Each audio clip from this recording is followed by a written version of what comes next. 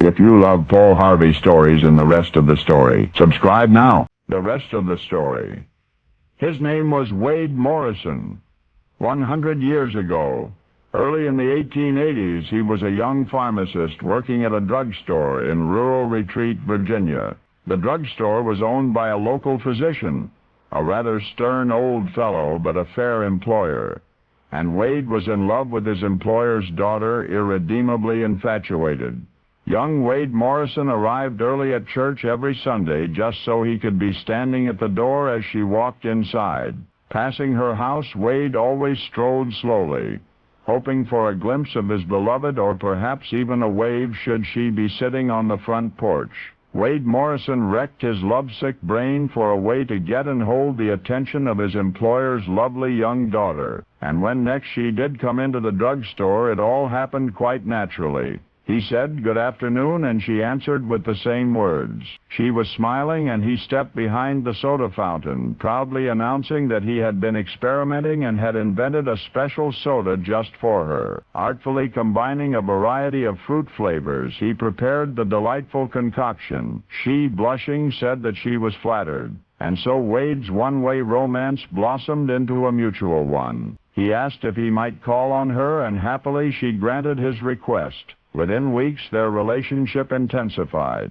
He was about to propose when the whole world caved in on top of Wade Morrison. The girl's father, Wade's employer, came into the drugstore one morning and said he wanted to have a word with the young pharmacist. "I'll get right to the point," he said. "I don't want you seeing my daughter anymore." And then the stern old physician explained his reasoning. He gave the predictable protest that his little girl was too young to make up her own mind. And then came a rather cruel postscript to the effect that when his daughter was old enough, surely she would have the good sense to entertain a more worthy suitor, a lawyer perhaps, or should she be so lucky, a respected physician like her father. The next day, the unhappy young pharmacist was packed and gone. From rural Retreat he went west, never ever to return. Runaway Wade Morrison's broken heart did mend. He settled in Waco, Texas, eventually owning his own drugstore there. Respected in his community, and happily he married a Texas girl. His life in the West proved even more rewarding than it could ever have been elsewhere. And strangely, he owed it all to that stern old Virginia physician who had refused to have him for a son-in-law. It was appropriate then, was it not,